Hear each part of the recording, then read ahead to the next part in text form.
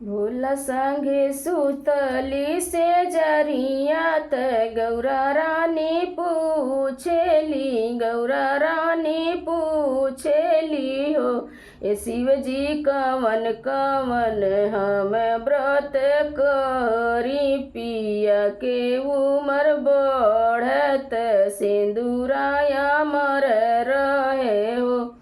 हे शिव जी कवन कवन हम व्रत करी, पिया के उमर बढ़त सिंदूराया मर रहे हो। इतनी बचन सुन शिव जी त हसी मुस्काई, हसी मुस्काई बोली ले हो, गौरा तीज के करिह बरतिया, पिया के उमर बढ़ी त सिंदूराया मर रही हो। गौरा तीज के करिह बरतिया, पिया के उमर बढ़ी त सिंदूराया मर रही हो।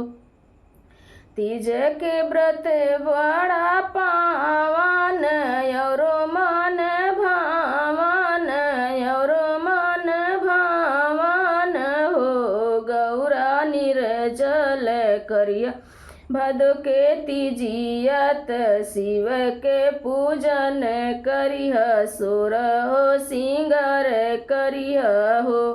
गौरा निर्जल करिह भादो के तीजियत, शिव के पूजन करिह सोलहो सिंगार करिह हो।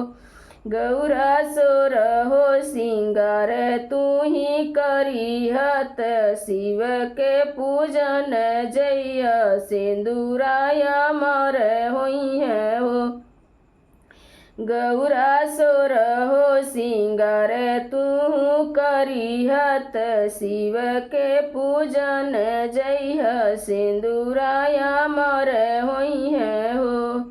सबही सुहागिन कर बरतिया त पिया के उमर बढ़, पिया के उमर बढ़ हो।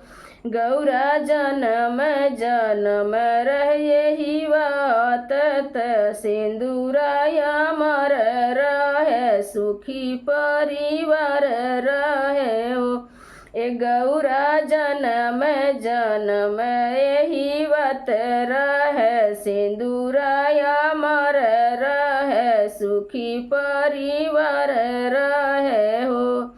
इतनी बचन सुनी गौरा सुनही नहीं पावेली, सुनही नहीं पावेली हो। गौरा कैली सोरहो सिंगारत, शिव के पूजन गैली सिंदूरा अमर कैली हो। गौरा कैली सोरहो सिंगारत, शिव के पूजन गैली सिंदूराया मर कैली हो।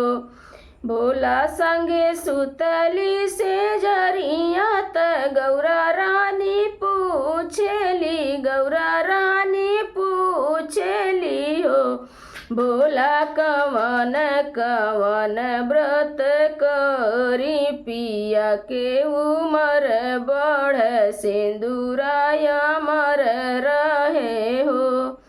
भोला कवन कवन व्रत करी, पिया के उमर बढ़त सिंदूर